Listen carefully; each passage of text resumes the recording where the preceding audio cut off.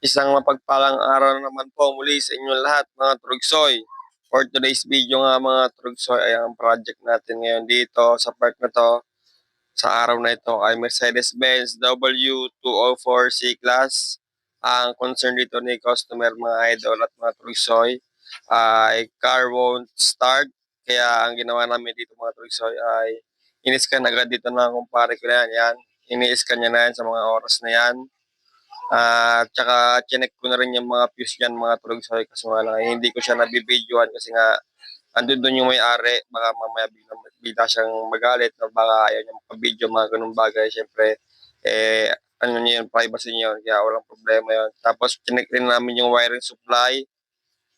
Ayan, chinecheck ko dyan yung ano, yung dito naman, chinecheck ko dito dyan ay yung kanyang aircon kasi nga wala raw po siyang aircon.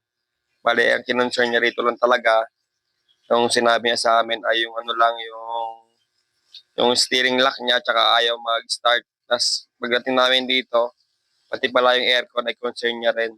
At sa mga oras ito mga trucks ay kung makikita po ninyo, ayan, pinaklas na namin yung manibela niya, steering niya, kasi nga ayan, yung mayroong parang kulay blue dyan, nag-stack up na yan, kaya yan mismo ang ating papalitan. At dahil nga nakakabit na namin yung steering lock niya rito, yung pinaka-lock sa kanyang manibela, ay agad-agad na namin kinabit. Yung manibela dito sa mga oras ng mga tulsoy na nakikita po ninyo. Yung manibela na yung kinakabit na para dyan, pala binibidyo-video ang oras dyan kasi ala-alalay na lang ako dyan. At kung mapapansin nyo dyan mga tulsoy, ayan, meron siyang makakabit ng mga wire dyan, RJ45 at tawag dyan, para sa computer, diretso sa computer para mamaya-maya lang kasi yan, ay i-scan na kumpare ko yan para mawala na yung fault niya. So, ganoon talaga yung mga high-end ng mga sasakyan mga tulsoy na computerized na lahat. Kaya hindi basta-basta talaga magkaroon ng mga Mercedes-Benz na to. Yo mga Torogsoy, pagkatapos natin magawa sa Commonwealth, dahil may oras pa, maaga pa, biyahe tayo Pasig Yapo mga Torogsoy. Let's go! Tara, gabo!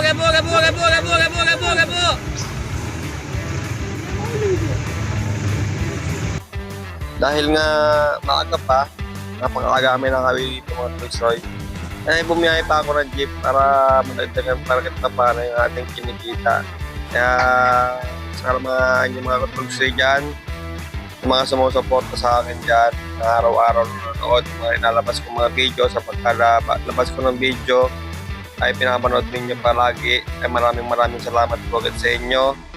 Ngayon pa lang, lagi ako nagpapasalamat sa inyo. God bless you and God bless us always mga Torogsoy. Mga oras ito mga Torogsoy ay kasama ko si Mrs. na bumiyahe para siya yung magabot ng bayad dahil syempre ganun bagay, nagsisipagan tayo ng biyahe magkakasama natin si Mrs. Makikita po ninyo dyan, siya yung taga-abot ng bayad. Alam niyo pa mga Torogsoy, kahit itong Mrs. ko na to ay hindi po talaga to siya nasama sa akin sa biyahe kasi nga meron siya na nahihil sa biyahe, sumusuka. Ngayon sumasama na siya sa biyahe ko kasi nasasanay na siya sa araw-araw na bibiyahe ko, sumasama siya sa akin palagi. Nawala na yung kanyang pagkahilo at pagsuka. Partida yan ngayon mga Torogsoy, kumakain-kain rin, bibiyahe kami. So paano? Ay marapit na matapos ang aking video mga Torogsoy.